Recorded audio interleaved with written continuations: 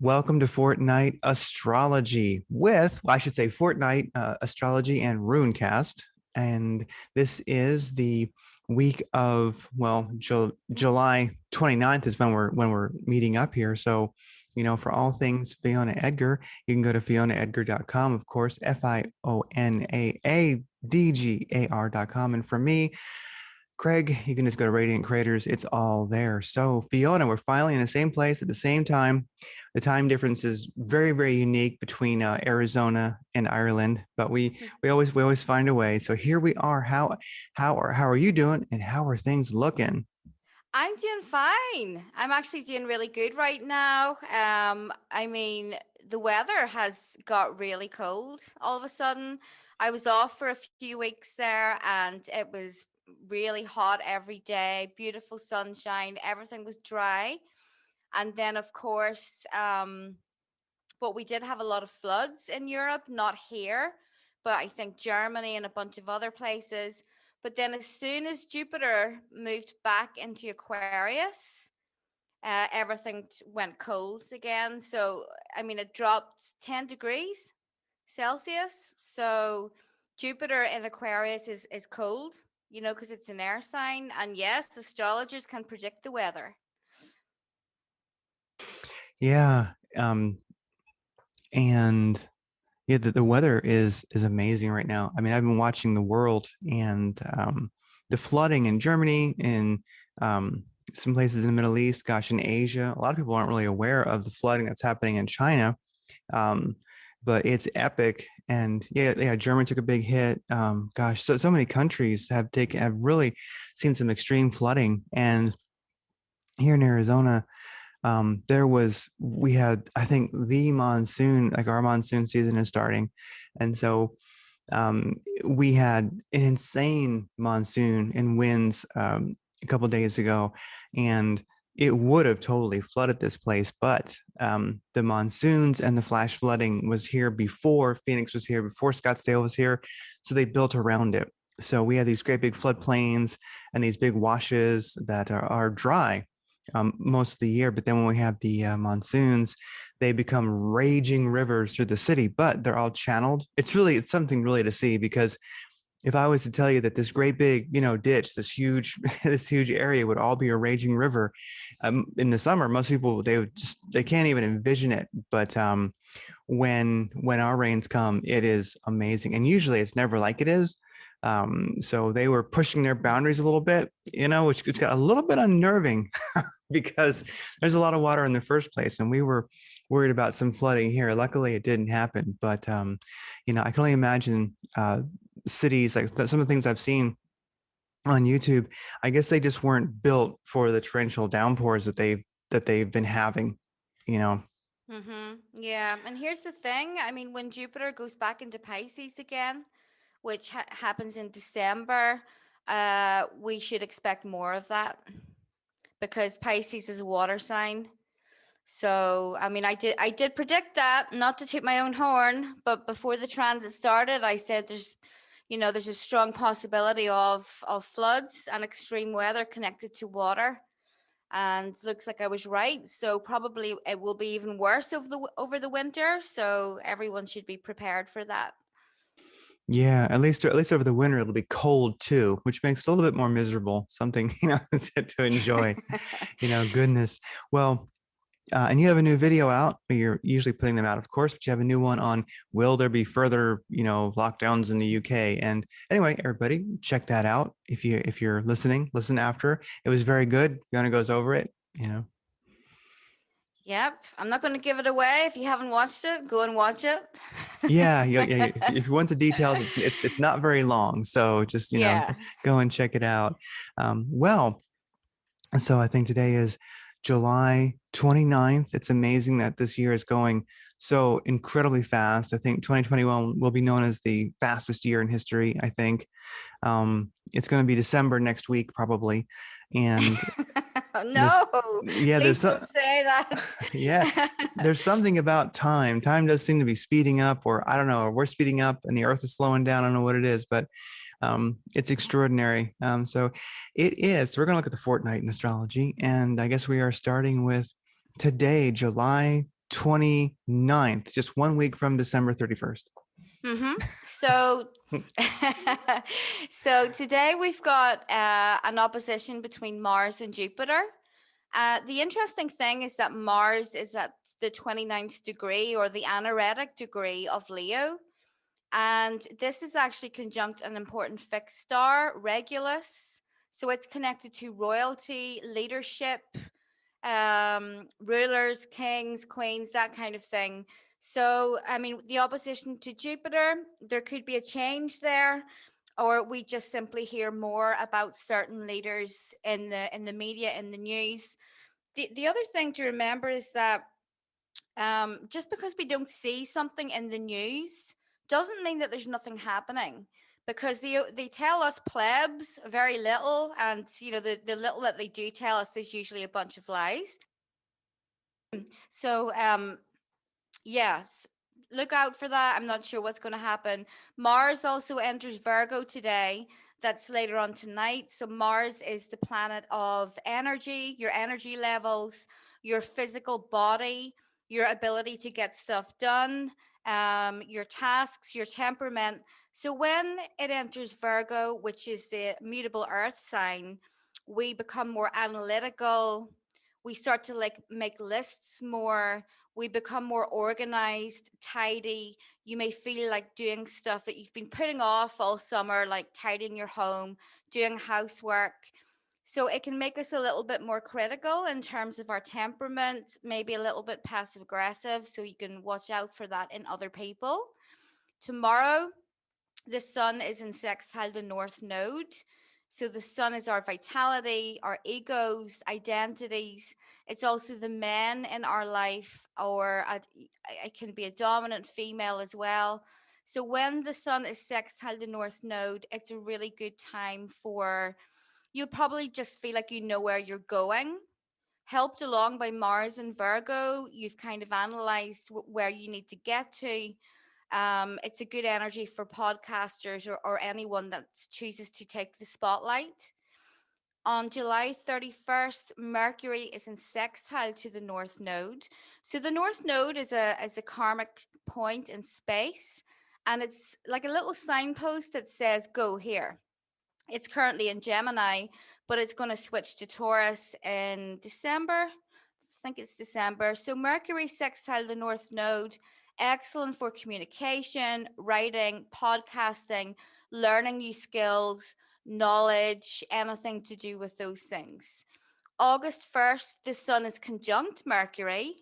So everything that I just said also applies. You'll be feeling that you can get your message across. You may hear important news on this day. It's easier to convey a message. Writing, if you're a podcaster, this is also an excellent day for doing that work. So actually, also on the same day, Mercury is opposite Saturn. So what this can do is, you can be stubborn. So if you're in conflict with someone, there may be a bit of stubbornness on both sides. Maybe you're kind of expecting to hear something from another person, but it isn't coming. Or maybe your big old mouth gets in the way and you're kind of talking a lot and it causes like an issue or a separation between two people. So if you have something important to say, try and do it in a way that's kind of delicate and sensitive to the other person's feelings. The next day, August 2nd, the sun is in opposition to Saturn. This can be a little bit of a bleak energy. So Saturn is the party pooper of the sky. He doesn't let us have any fun. He's always waiting with his big stick, waiting at home for you to come home at 4 a.m. after you've been partying all night.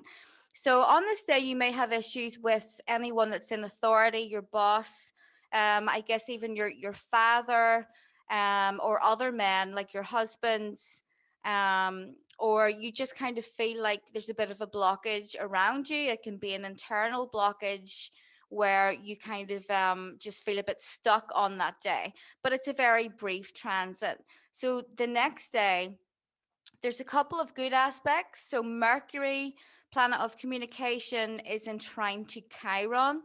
Chiron is the teacher, the wounded healer. the Maverick. So it's a good day to learn a skill connected to the Chironic arts. So that could be something like astrology, natural medicine, writing, and that kind of thing. Also, on the same day, Venus is in trine to Uranus. This is a good aspect in terms of relationships. You can start a new relationship on this day, or some kind of breath of fresh air or Uranian type of energy sweeps in to kind of perk up an existing relationship. It's also a good day for money. So anyone that's doing Bitcoin and that kind of thing, which I really know nothing about, but Craig can educate us on that. It could possibly be a good day for buying some Bitcoin or other financial endeavors. So the next day, August 4th, Mercury is in square to Uranus. Unexpected news, unexpected conversations. You may have a light bulb moment. The sun is also in trine to Chiron on this day, and we experience healing. It could be healing of your identity, it could also be healing within a relationship. On August 6th, the sun is in square to Uranus. We will be feeling a little bit maybe rebellious on this day. So the other thing I wanted to mention, actually I forgot about that, is that there's going to be another T square this fortnight. So it's the Sun, Uranus, and Saturn. So this is a big deal. This can cause, similar to the T square that we had with Mars, Saturn, and Uranus, flare ups of violence. That T square was pretty awful. There was terrible things going on in South Africa, which of course weren't really reported that very much, and also a lot of protests. So the government could get heavy-handed again. There could be violence. There could be arguments in your personal life, but you will not want to be controlled. And don't even try and control anyone else, because it will not work out very well for you. August 8th, we've got a new moon. So the new moon is when the sun and the moon are in the same sign. And it's happening at 16 degrees of Leo. So this is a new beginning for Leo people or Leo risings. Leo is connected to creativity, self-confidence. It's connected to children, your self-esteem, kind of romances, and just the ability to enjoy your life. So there's a new beginning coming there. I will make a separate video on that. I'll go into much more detail. So August 9th, there is an inconjunct, so a quincunx happening between Mercury and Pluto. So this can be, it can be slightly negative news. So we could see some stuff on the news connected to the T square that I just described there. You also may have kind of very serious conversations with other people, or there's talk of change. On August 10th, there's an opposition between Venus and Neptune. This can affect your relationships. One is trying to be all Venusy and beautiful and loving and romantic. The other person is being Neptunian. They are unavailable, or they're being deceptive, or you have rose tinted glasses in terms of a relationship. So you just may experience some difficulties on the 10th. It's a good day for any kind of healthy escapism. So on the same day, Mars is in square to the North Node. Okay, so Mars is the planet of warfare, can be violent. Maybe we have some more of that on the 10th or slightly before or after that. On the 11th, Mercury is opposite Jupiter. Not really a bad, not really a bad aspect, because Jupiter is a benefic planet. So it can be that, first of all, on an everyday level, Mercury is about conversations. And when it's opposing Jupiter, there can be a tendency for people to exaggerate or inflate. So watch out for that in the media as well. So Mercury enters Virgo on the same day, actually, and we become more cautious about what we talk about. We become more analytical, shrewd. So we will be. It's easier to focus when Mercury is in Virgo. We tend to get lost in our studies and books and that kind of thing. Also, on the same day, Venus is in trine to Pluto. This is a beautiful aspect for relationships. It's all about kind of healthy intensity between two people. So we've got a couple of inconjuncts on the 13th, 14th, and 15th. So inconjuncts are minor aspects, so it's not going to be a huge deal. But what it means is that it's an uncomfortable situation. It doesn't really feel good, but it's about finding adjustment. So the planets are Mars and Saturn. You may be feeling a little bit blocked on the 13th. Your workload is going to be heavy. You can't be asked doing your work, or there's like too much stuff to do, and you just sit on your bed and flick through Telegram or whatever you use. You can, if you can, then it would be a good day to just leave any important tasks for another day or two. Venus is in conjunct Jupiter, so there's needs to be an adjustment within relationships or the way that you approach or think about love. The Sun is in conjunct Neptune on the 15th, so this can be a confusing day. Stay away from the wine, as you will feel like drinking more. Escapism will come into this. You just maybe have had enough of negative news and shit, and you just want to get wasted. That's okay. Have a few glasses of wine, but try not to drink more than one bottle. So I will end this on the 16th of August, and Venus enters Libra. This is a beautiful placement. Venus is so at home in Libra. She adores it. She's wearing Versace. She's getting taken out for dinner by a gorgeous man, and she's just thoroughly enjoying it. So your love life should become easier. There's more pleasure coming in there.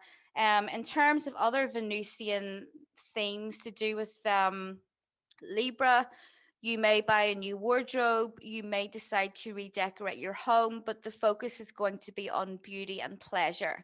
And that's it for the astrology. All right, everybody. So we have Thursday the 13th off. I caught that one. Uh-huh. Yeah. Mm. Well, one thing about the astrology, I wonder, is we've got lots of, I'm going to say, blissful, peaceful, truly protests. And I don't know if I even call them protests. It's more like rallies, people showing up and telling the government what they think. So we're seeing that in London. Mm-hmm. I don't want to say unexpectedly, sorry, but unexpectedly, I just, nobody I've ever really met from London who, immigrated here has ever been like, they're sort of like, I mean, they still kiss the reptilian royalty's ass. They're like, oh, look what the queen did. They're a little weird. It's different mentality than the American. Not that Americans aren't a bit, not that we don't love our authority and government too. It's not that. It's just that, wow. I mean, people from London, you're impressive anyway. So I shouldn't say unexpectedly, but unexpectedly London. And then also in Australia, where they've really been sort of pro authoritarianism. They have been kind of over there. And then, oh gosh, but France, they're the ones who are really showing up. We're seeing that. And Yeah. they, kind of stormed into some government building, and I can't remember the name because it's in, French. And they threw Macron's picture out the window. Mm-hmm. I thought that was rather extraordinary. I think the farmers they emptied poop into the some government building from a septic truck, a collector truck.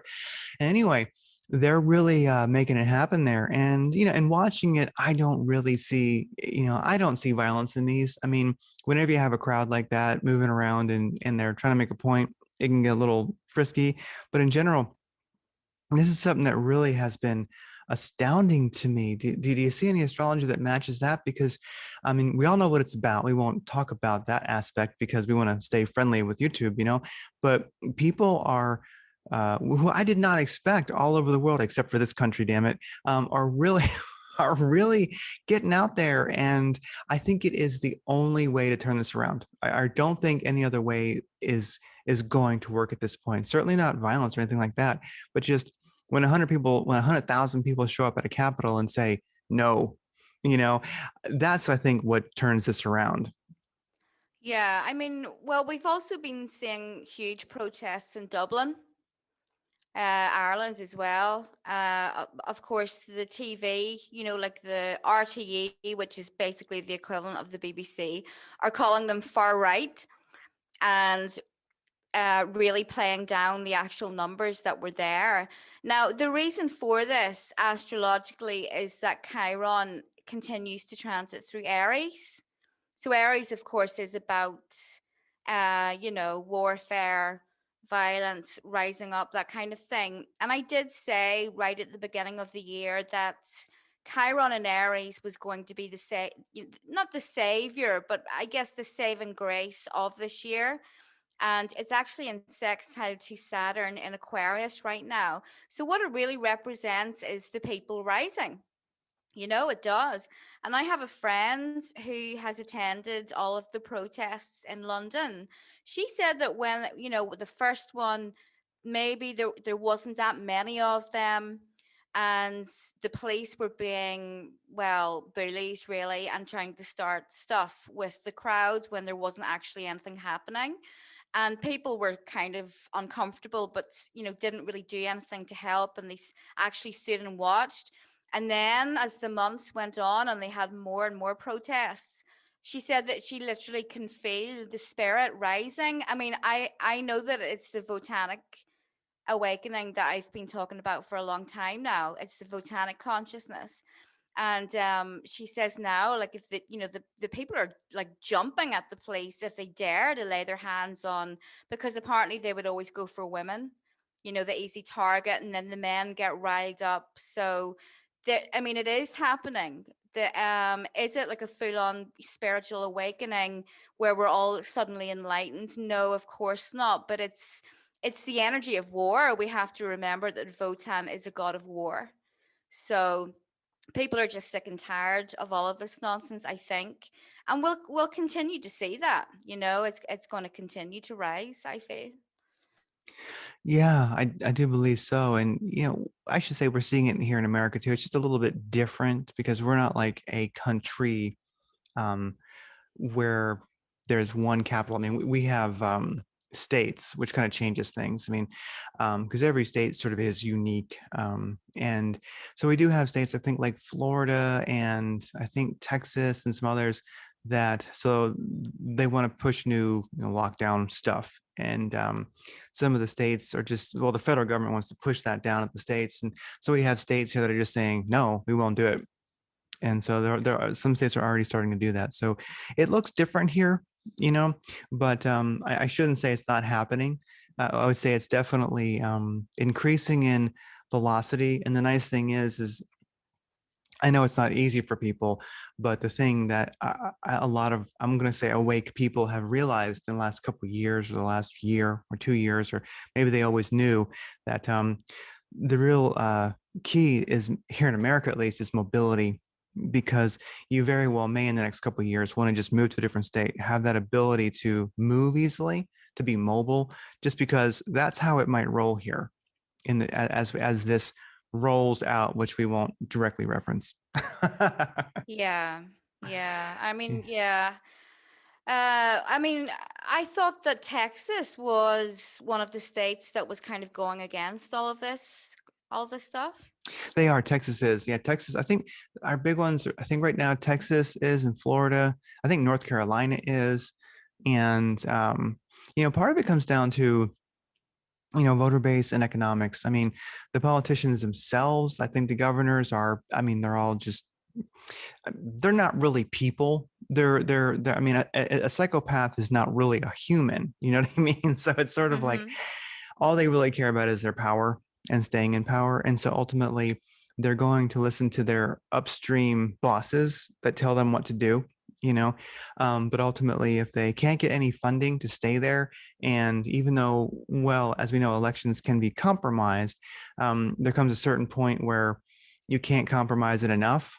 And so ultimately, we still have that manipulate. The people can still manipulate the state governments because they can say, look, there's 100,000 of us standing on the doorstep here of the Capitol, and you're not going to get any money. You're not going to be reelected, and you're all dirty. We'll just expose that. We'll make your life completely miserable. So if in a sense you become more of a influence, they have to take note of than like their masters, then they do start doing what the people want. I mean, I wish it was more altruistic than that, but ultimately, it's who can keep them in office, because it's very funny. And then, yeah, you can replace them, but that doesn't do much good. And it takes years. It's too late. So I don't know. Um, I think also the states here in America that don't do the securing down, we have people pushing back. Uh, they also will maintain their economies, and that becomes an issue too, because no governor of a state can really, or the senators at the federal level can really stay in power if their state is going bankrupt. So we're different here. Think Unfortunately, like revolution here in America right now, like changing the direction that like the federal government wants you to go. It can take a while. I wish it didn't, but it's a slow process. But it's starting to get intense here. Mm-hmm. It's a state by state issue, and unfortunately these things take years. And but I we're all feeling a little bit of hope over here too. um Yeah, yeah. Well, the United States is currently experiencing its Pluto return, so it's important to keep that in mind. But I mean, I have looked a little bit about, at the astrology of the US, but it really wouldn't surprise me at some point that it became like two different countries. I think most people here would like that. There's a huge difference between like your uh constitutionally minded people who like sovereignty. There's it's not really, we live in a different world. It's a different America than was originally founded, and so we have this difficulty in the country where you've got people who are really, really, really into, um, Karl Marx. They're really into Hmm. Che Guevara. They really think Stalin was a visionary. I mean, so you have this weird thing What? going on. Yeah, What? lots. We have this. We do, um, and so I think in a sense the country, yeah, breaking into pieces would probably be good, because I think it's like I don't see those mentalities changing. I'm Hmm. more for, hey, how about we just give everybody room? The problem is we're also facing the myth of coexistence. So if you have four states bordering each other, and one state runs on like natural gas, one has solar power, one's a coal burner, and then one state basically like invades other states and like enslaves everybody and brings back their resources and burns that up. And then after that's all done, goes to another state. See, that you can't coexist with it. So what do we do? So breaking into pieces, I love the idea. I think we will, but you can't coexist. Like nobody can live next to a communist nation. Do you know what I Yeah, mean? that's true. They Yeah. they they don't stay in their borders. So wow, aren't we in, at least life's not boring. Oh my gosh. What I mean, Oh. I remember 2 years ago where we were all going, man, I'm so tired of the mediocrity and nothing ever happening. Yeah, be careful what you wish for. I know. And now I'm like, I want the good old days back. Well, I can't say that I've ever had a life like that where Yeah. everything was kind of like boring and, my life has always been kind of up and down. I think it's the case for, a lot of spiritual type of people. We tend to have those crazy lives, but um it kind of speaks volumes that I am nostalgic for the 90s, which is when the worst of like some of the worst terrorism was here. And I'm just thinking, wow, I was so free then. Oh, I know. I know. And then those people who are a little bit older are kind of going, man, I miss the 70s, because Yes. Yeah.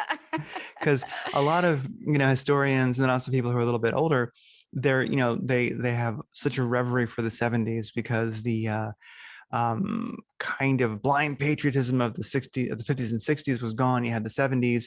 It wasn't the 80s yet, which is, wasn't, I don't know.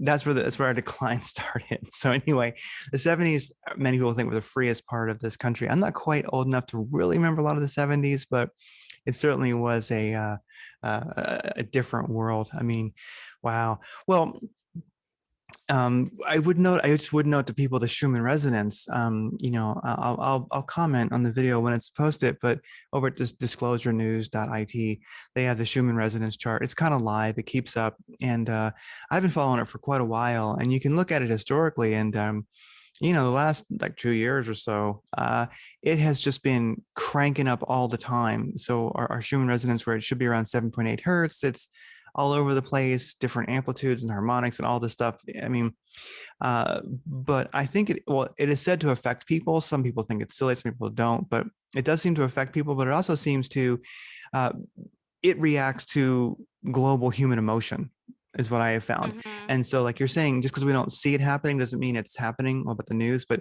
so just because you don't know about what's happening with protests in a different country, rallies, you don't, there's so many things happening. A great gauge of, well, what's happening with human emotion right now, I find Mm-hmm. is a Schumann resonance. So I'll post a link Yeah, to I it, but mean, we never get a break anymore. And if you're sensitive, like you're saying, if you're a spiritual person, you have that awareness, you're just feeling this constant, this constant disturbing energy.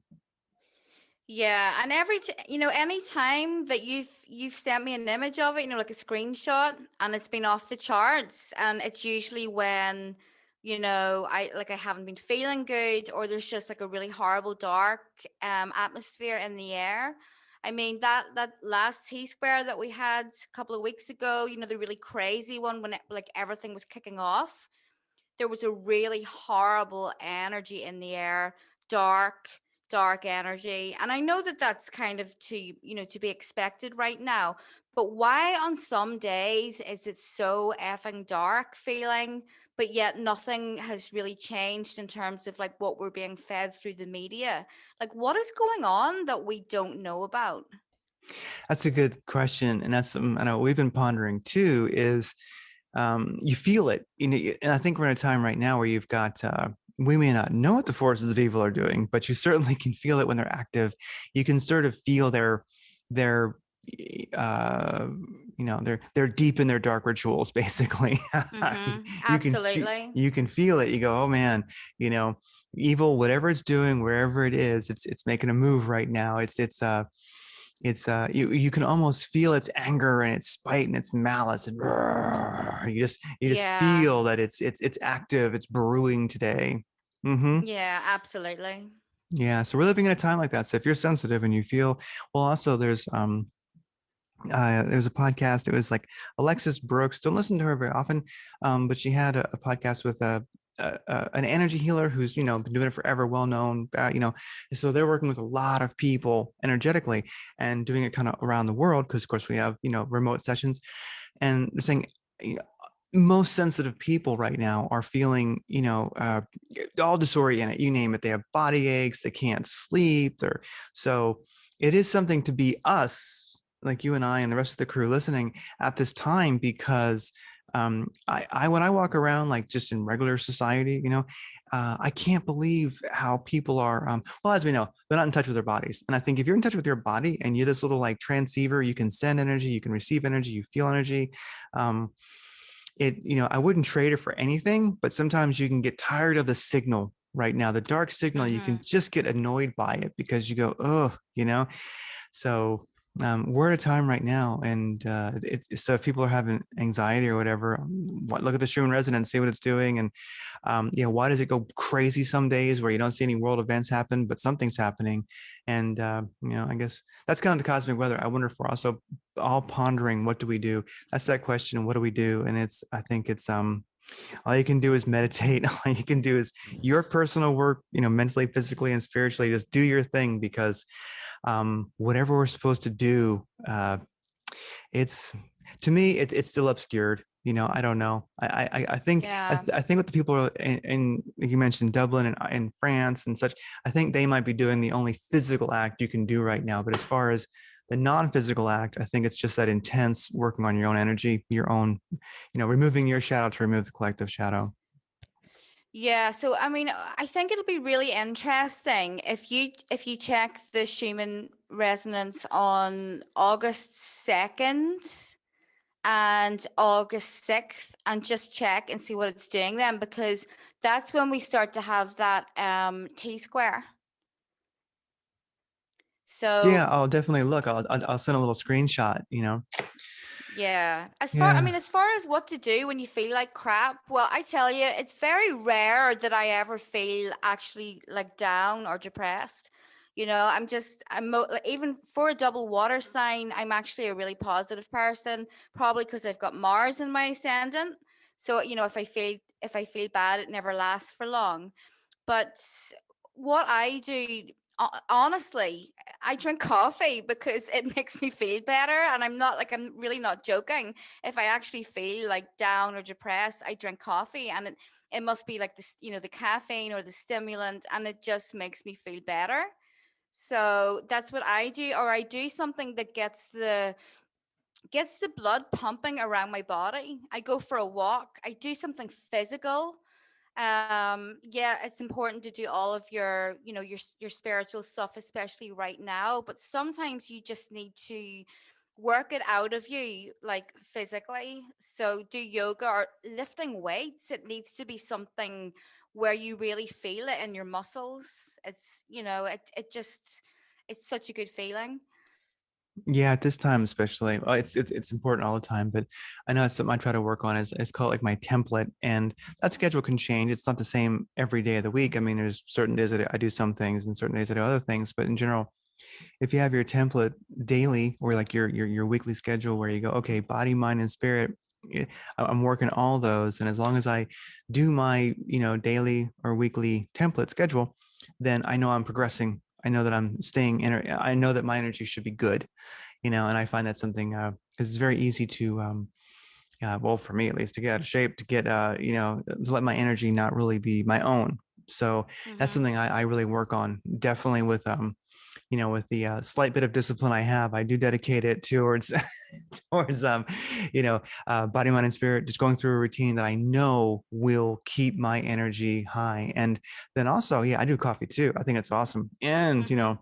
I love my kratom too. I know it's controversial. It's legal, nice little shot of kratom. Oh my goodness, it's a miracle plant. I'm telling you, white kratom, it just gives you a euphoric, deep feeling. It's wonderful. So, not that I want to not medical advice, people, but uh, He's not a doctor. yeah, I'm not a doctor. I'm not. I'm just saying I like kratom. It's like if you like coffee. Oh, the ridiculous times that we live in. Oh yeah, yeah. We're getting by with plant medicine. Woof.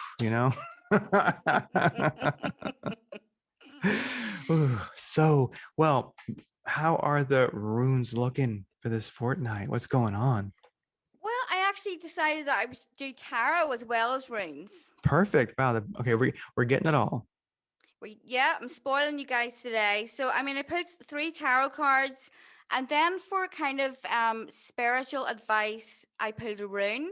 So, I'll start with the cards. The first card is the Eight of Swords.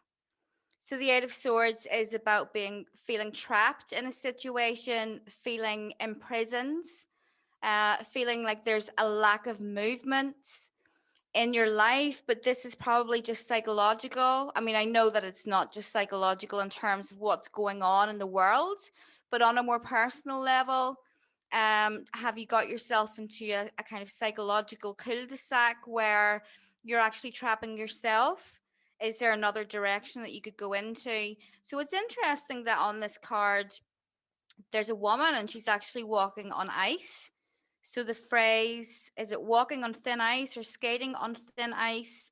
Someone needs to be careful out there. It could be in terms of a relationship because there's a man on the card, but he's got his back to her. So stuff going on there. The second card is the Eight of Cups. So the Eight of Cups is about really walking away from something, walking away from a situation. The man on the card, though, looks really glum. There's a shipwreck behind him. So, what I feel from this is that this guy has walked away from something that was broken or something that ended, it wasn't working. It could have been a relationship, it could have been a job, or any situation, but he's miserable and I don't know if he regrets it or maybe he's looking in the wrong direction, but he's not happy. He doesn't look very happy here. There are a lot of glasses around him. I mean, I'm not using the Rider Waite deck. It's some obscure deck. I can't even remember the name, but possibly someone has been drinking a lot. That's what I feel from this, or kind of self-medicating. Whoever this is, they really feel quite down. They need to go and talk to someone. So the last card is the King of Pentacles. I love the King of Pentacles. He's my favorite king. So this can be an earth sign guy, Taurus, Virgo, or Capricorn, or it can be someone who is wealthy, good with money. Maybe they have their own business, or they're just very reliable when it comes to finances, good at gardening, earthy stuff. Whoever this man is, he is as stubborn as hell because there is a goat on this card. That's just the vibe that I'm getting. So, this King of Pentacles man could be the person that has walked away, or it could be that the person that has walked away needs to become more like the King of Pentacles, more earthy, more reliable, with his feet firmly on the ground and not walking on thin ice. I think that he needs to kind of probably take a look at himself. So that was kind of there was a lot there. So if that resonates with you, then please leave a comment. So the rune that I pulled mostly for spiritual guidance. The runes are really good for deep spiritual guidance for everyone. So it was the rune that I pulled is Lagus, and it's really connected with water. So this can be about emotions. It's about intuition, your psychic abilities. So it's interesting that this is a rune that represents water, and on the first card there's ice. So someone needs to thaw. I think that someone has made their emotions icy, and they need to open their hearts a little bit. Trust your intuition. It's also about adaptability, which we all kind of need to be at the minute, is the ability to adapt to different situations. But it's also about your psychic abilities, your dreams, the psychic weather. What are you seeing? Pay attention to that. You can work with this rune in a magical sense if you want to develop those. And that's pretty much it. Yeah. So everybody, you heathens, stop drinking, and also cultivate your intuition, because I really think that those who are going to thrive in the future, that's one thing. I mean, it really is up to the individual. If you're aware, if you're awake, and you know the power that you have to manifest, then you can do fine, even if the world is in a mess. So I really think that those who are cultivating their intuition at this time are really going to be the ones who have an easy time of it, because it's been something that many of us have been doing our whole lives. But really, whether you've already cultivated some intuition or a lot, I would say you can't have too much. And I do think it is uh, a learned spiritual, physical skill ultimately. And so, um, whatever your path is, however you do it, this might be the best time ever to really double down and keep after it, because if you're 2 weeks ahead of the herd, then you win big time at this point in history. Mm-hmm. It's important, because all you got to do is be one step ahead, and you're going to have an unfathomable advantage. And when you just look at what people are walking into, well, not even blindly, with their eyes wide open, if you know not to do that, then I just look at, there's only so much you can have, there's only so much advantage you can have and not win, basically. And Mm-hmm. if you're cultivating your intuition, then you've got so much advantage that you've already won, I'm sure. Yeah. Yeah, absolutely. And there's lots of stuff going on with animals in the psychic weather at the moment, is what I've noticed. A lot of people, um, my mom called me one day and she told me about two hares that she saw boxing in the garden, which is quite a rare thing to see. Other people were saying that they saw stuff like birds like ganging up on another bird and eating it. And have you noticed anything like that where you are? Mm,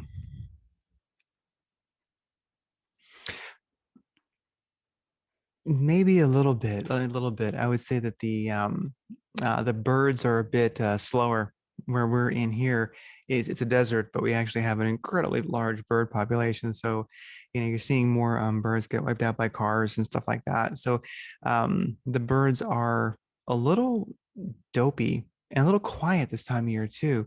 I know now that I think about it, usually we in the mornings here it explodes with birds singing. It's one of the cool things about living here. And then also in the early evening, it just explodes. And they've been quiet, and they've also been Oh. yeah they've been quiet, and also it's been a little slow. They're just especially the doves have been a little bit slow. And then also, now that I think about it, the quail, which run around, they have like 13 babies. It's the cutest thing. These two birds with a little like funny feather they have on their head. They're running along, and they can fly, but they like to run. They have like 13 little cotton balls following them. It's just adorable. Oh. you know, that they don't appear to be having the same success rate with their babies. I'm seeing, like it's very sad, but like, whole bunches of them just kind of disappear. So Oh no. yeah, there seems to be a little bit of the birds having a hard time, That's and quite suspicious when stuff starts to happen to the birds. yeah, yeah, especially here because we have like it's like I say it's such a hostile environment. It can be hard to understand how anything can live here. I know, but it does. And yeah, our bird population. I'm gonna have to let's start listening more because yeah, they've been quiet in the mornings and the evenings, and that's really weird because literally it's I'll have to record it and send it to you. You just walk out front and it's just this explosion of birds in the trees. They have their morning and their evening meeting and it's loud, but it hasn't been happening. So interesting. Yeah, Interesting. Well, if you disappear, I know why. the birds got me. Yeah, it seems to be Yeah. happening. Well, Yeah, they not to be scary or anything, but yeah, birds can. They always say that birds they can always tell when a natural disaster is about to happen, yeah, and yeah. they disappear. That's true. Yeah, the old saying, canary in a coal mine, which of course is real. They use them for gas. If there was gas, whatever gas they would run into, I don't know what gas would be down there. I guess natural gas, whatever. But there was, fumes or gas, and the canary would die in its cage. They had canaries in the coal mine in little cages, which, Aw. kind of, you know, yeah. So they looked at a lot of canaries and coal miners over the years. So don't know if they still use canaries. I think they have instruments for that now. But anyway, old school, old school. It was canaries. I'll have to keep more of an eye on it. Haven't been doing a lot of hiking. I haven't been out in nature too much because this is the insane part of the year right now. But I will be out next week some because it's time to go gather blackberries, which do grow in the desert. They do, and such like that. So I'll be out gathering and see what we see. So far only the birds of what I've noticed, but I have noticed now that you mention it. Yeah, yeah. Well, it'll be interesting to see what happens. Keep us updated.